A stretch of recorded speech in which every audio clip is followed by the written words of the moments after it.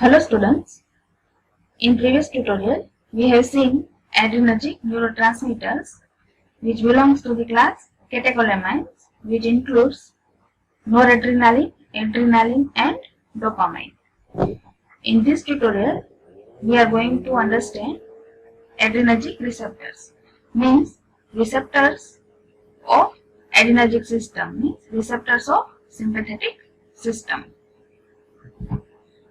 Receptors of adrenergic system belong to the class G protein coupled receptors, which in short are known as GPCR, means G protein coupled receptors.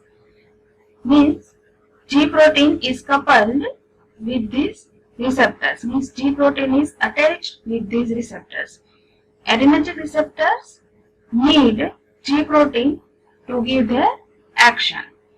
Actually, G protein is guanine nucleotide binding protein, is in short known as G proteins.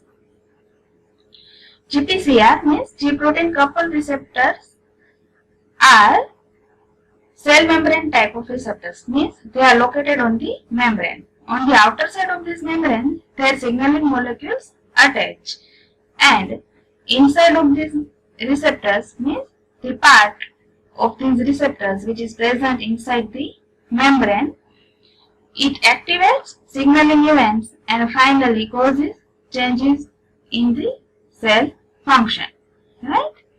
Adrenergic receptors belong to the class G protein coupled receptors. G protein means guanine nucleotide binding protein. They are located on cell membrane.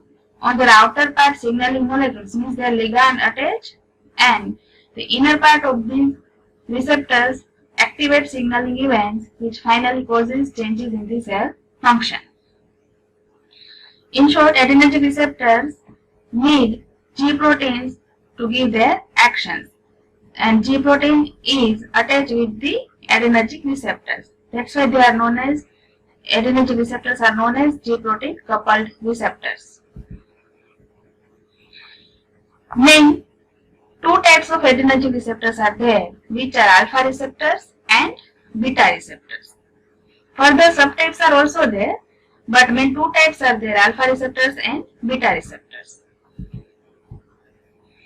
Alpha receptors, they are classified into main two subtypes, which are alpha 1 and alpha 2. Here, pay attention that alpha 1 receptors are located at postsynaptic and alpha 2 receptors are located at presynaptic. Means alpha 1 receptors are located at the node postsynaptic and alpha 2 receptors are located at the node presynaptic. Now, alpha 1 receptors located on vascular smooth muscles, genitoureter, nerve tract smooth muscles of sphincter, radial muscles of iris and various glands, intestinal smooth muscles and liver.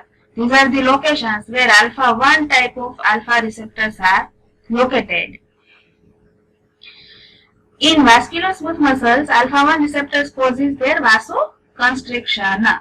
Vasoconstriction means constrictions of blood vessels is known as vasoconstriction, and this constriction of blood vessels causes a rise in blood pressure.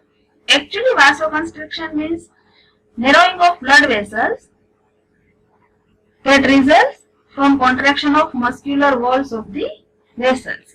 Means muscle contraction caused by alpha 1 receptors causes narrowing of blood vessels, that is known as vasoconstriction, and it results in a rise in blood pressure. Alpha 1 receptors causes contraction of genitourinary tract smooth muscles and contraction of various smooth muscles, sphincter in iris and various glands, and arises secretions of various glands. But alpha 1 receptors causes relaxation of intestinal smooth muscles. Right? Vascular smooth muscles, genitourinary tract smooth muscle and muscles of sphincter, iris are contracted by alpha 1 receptors, but alpha 1 receptors causes relaxation of intestinal smooth muscles. In liver, alpha 1 receptors are responsible for glycogenolysis and gluconeogenesis. Glycogenolysis means glycogen lysis means lysis means breakdown glycogen. Breakdown of glycogen into glucose is known as glycogenolysis. And gluconeogenesis means formation of glucose from non-carbohydrate carbon substrate. Production of glucose from non-carbohydrate carbon substrate is known as gluconeogenesis, and both of these processes are activated by alpha-1 receptors in liver. Now alpha-2, which are located presynaptically, it decreases insulin secretion from islets of pancreas. Insulin is secreted from beta cells of islets of pancreas, and alpha-2 are located at these islets of pancreas, where it decreases secretion of insulin. It also decreases release of noradrenaline because they are located at prejunctional nerve ending. It also causes vasoconstriction of vascular smooth muscles as alpha-1 does, and it causes platelet aggregation. Alpha-2 decreases insulin secretion and decreases release of noradrenaline. It also causes vasoconstriction as alpha-1, and alpha-2 causes platelet aggregation. Overall, alpha receptors causes contraction of smooth muscles except intestinal smooth muscle because alpha-1 relaxes intestinal smooth muscles, and alpha-2 decreases secretion of insulin and noradrenaline. Here, the point to keep in mind is that alpha-1 is located postsynaptically and alpha-2 is located presynaptically. That's why the function differentiates. Now, beta receptors. Beta receptors are of three subtypes: beta 1, beta 2 and beta 3. Among these three subtypes, beta 3 receptors have clinically less functions as compared to beta 1 and beta 2, and all of these subtypes are located postsynaptically, which means these beta receptors are located postsynaptically, which means all the adrenergic receptors are located postsynaptically except alpha-2. Only alpha-2 is located presynaptically, right? Now, main location of beta 1 receptor is heart, beta 2 receptor is smooth muscles, and beta 3 receptor is adipose tissue. Beta 1 other than heart also present at JG cells in kidney, means juxtaglomerular cells in kidney, in liver and in GI tract. As you know, general function of sympathetic system is inhibitory, but in that exception is heart and blood vessels, because in heart sympathetic system causes enhancement, means heart rate is enhanced by sympathetic system and it causes a rise in blood pressures. That's why exception is heart and blood vessels. And this exception is because of beta 1 receptors, because in heart beta 1 receptors causes enhancement in force and rate of contraction of the heart, and it dilates coronary blood vessels, means vasodilation. Then in JG cells, means juxtaglomerular cells in kidney, it causes release of renin. In liver, it causes lipolysis, means breakdown of lipid, and in GI tract, it causes relaxation of smooth muscles of GI tract. Now, beta 2 receptors which are present at smooth muscles and it causes relaxation of these muscles, while alpha receptors causes contraction of smooth muscles, right? Beta 2 also causes relaxation of skeletal muscles and it causes glycogenolysis in skeletal muscles, means usage of glycogen through skeletal muscle. And in liver, it causes glycogenolysis and gluconeogenesis, such as alpha 1 does, right? And beta 3 receptor in adipose tissue causes lipolysis, means breakdown of lipid. So we can summarize that beta receptor causes relaxation of smooth muscles, while alpha receptor causes contraction of smooth muscles. In alpha receptor, exception is intestinal smooth muscles. Alpha also causes relaxation of intestinal smooth muscles, and beta also causes relaxation of GI tract muscles, means intestine and all GI tract muscle relaxation. And beta 1 is present at heart, where it increases force and rate of contraction. And beta 2 causes relaxation of smooth muscles and relaxation of skeletal muscles, and beta 3 causes lipolysis in adipose tissue. So we can summarize the action of these receptors as shown in this figure. Now, there are also subtypes of G proteins which are attached with these adrenergic receptors.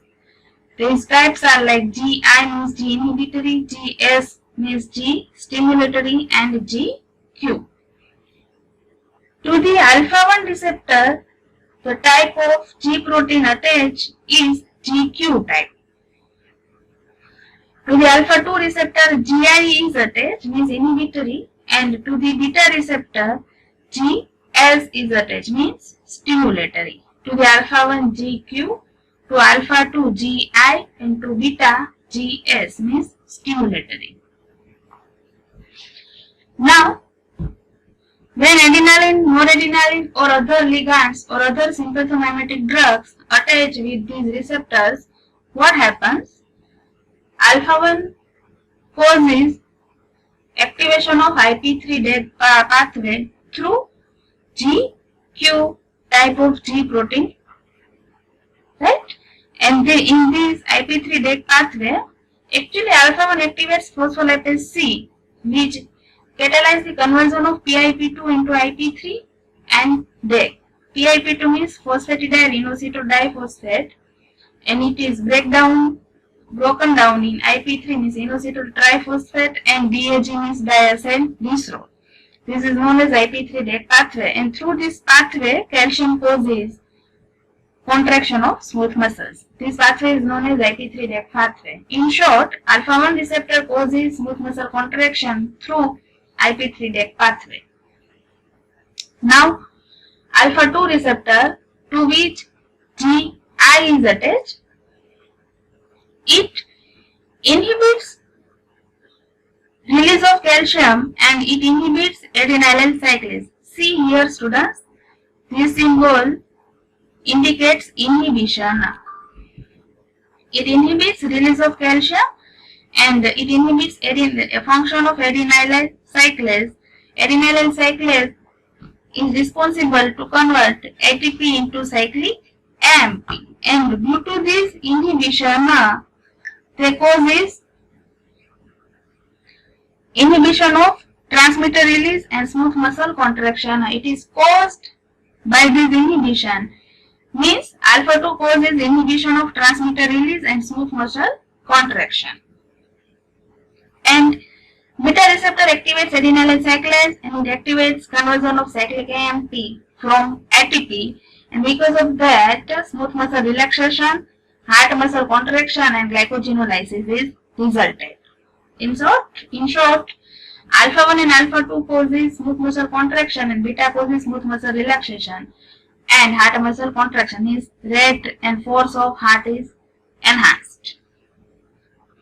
Alpha 1 acts through IP3 DEC pathway, alpha 2 acts through adenylyl cyclase, and beta also acts through adenylyl cyclase. But alpha 2 inhibits adenylyl cyclase while beta activates adenylyl cyclase, and that's why alpha 2 causes smooth muscle contraction and beta causes smooth muscle relaxation. So, this was all about adrenergic receptors. Thank you.